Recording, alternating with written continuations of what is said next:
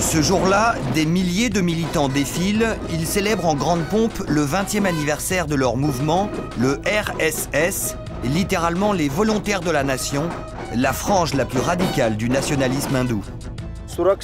Notre but, c'est d'arrêter toute forme d'immigration. On ne veut plus de tous ces gens qui viennent chez nous. Ils posent des bombes, ils volent notre travail et nos femmes, et ils massacrent nos vaches. Ces fondamentalistes défendent l'idée d'une nation pure, débarrassée des chrétiens et des musulmans, une Inde pour les hindous.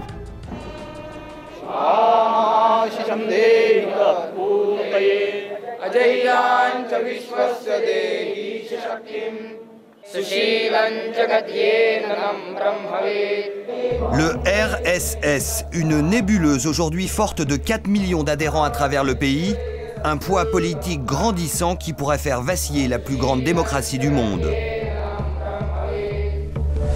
État de l'Orissa, dans l'est de l'Inde. Depuis un mois, le RSS est passé à l'action dans les campagnes reculées de la région. Les éléments les plus radicaux sèment la terreur, leur cible, les chrétiens qu'ils accusent de prosélytisme. Des villages entiers ont été mis à feu, des églises saccagées, déjà 32 morts et des milliers de réfugiés qui s'entassent dans des camps sous la protection de l'armée.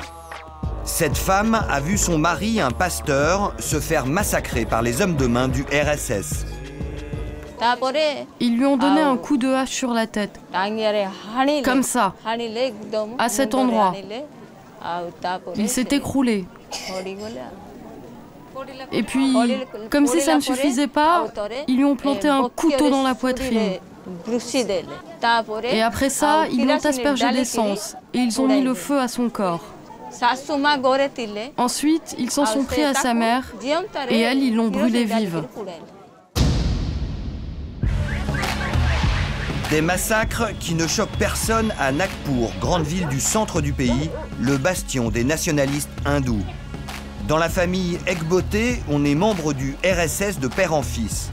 Deshmukh est comptable, il a 30 ans et fait partie de cette nouvelle classe moyenne indienne qui a rejoint les rangs du mouvement. Si quelqu'un ne suit pas les valeurs de l'hindouisme, notre mouvement le remet dans le droit chemin. Ceux qui veulent attaquer nos valeurs morales, notre société, les milices locales se chargent de les punir. Le RSS recrute aujourd'hui dans toutes les couches de la société, cadres, ouvriers, paysans. Le petit dernier vient de fêter ses 5 ans, il a déjà son uniforme, il est prêt pour son premier défilé. Pour étendre son influence, le RSS a tout misé depuis 20 ans sur l'endoctrinement des jeunes. Une stratégie qu'il applique dans les écoles, comme ici au nord de New Delhi. Le mouvement en contrôle plusieurs milliers dans le pays.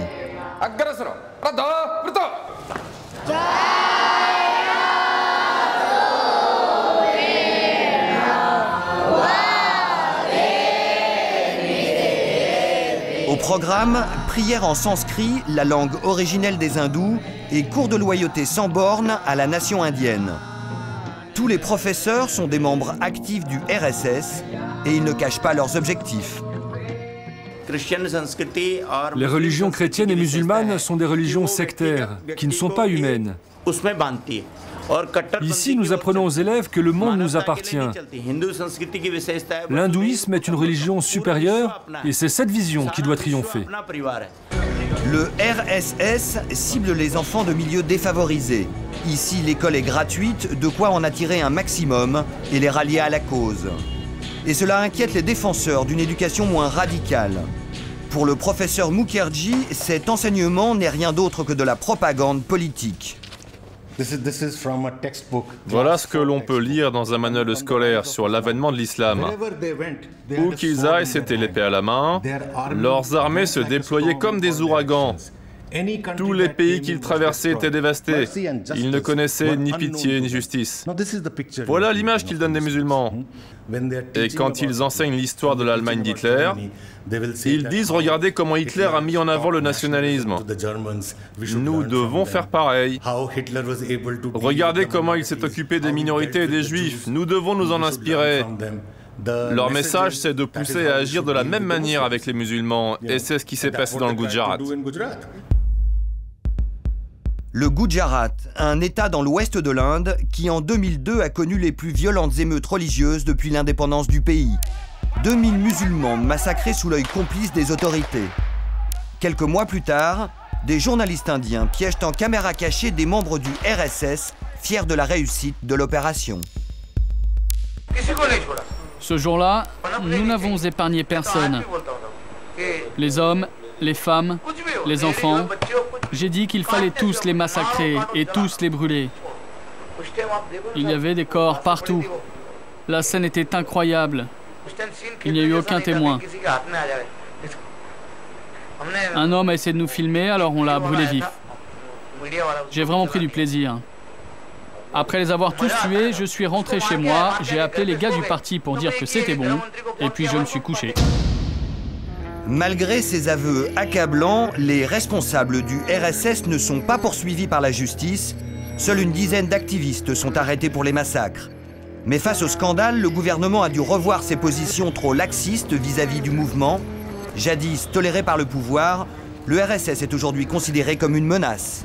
Ils mènent une politique de haine, une politique de division, basée sur la religion. Et je pense que l'on doit arrêter cela. Je vais vous dire une chose. Pour l'instant, ils sont seuls. Ils n'auront jamais le pouvoir, mais il y a un risque qu'ils obtiennent le soutien d'autres partis politiques.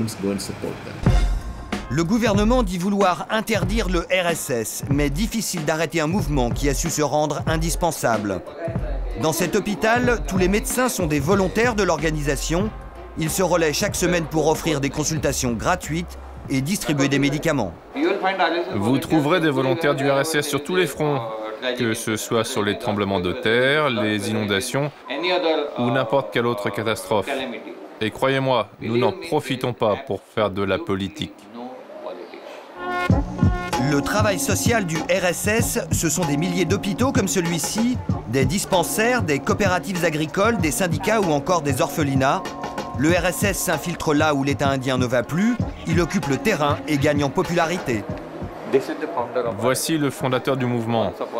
Il y a eu une époque où l'hindouisme régnait en maître sur notre pays. Nous voulons recréer cette situation. Nous voulons voir l'Inde dominer le monde. Et qu'en pensent vos patients? Vous en parlez avec eux? Dès que j'ai un moment, oui, je leur parle. Et ils sont d'accord. C'est comme ça que je fais passer mes idées.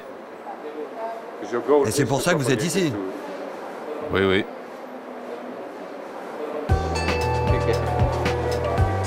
Dans 6 mois, l'Inde va élire une nouvelle assemblée, avec le risque de voir les nationalistes hindous plus forts que jamais. Après des années de travail en profondeur dans la société, ils sont devenus un mouvement incontournable qui ébranle l'image idéale d'un pays prospère et démocratique, la face cachée du rêve indien.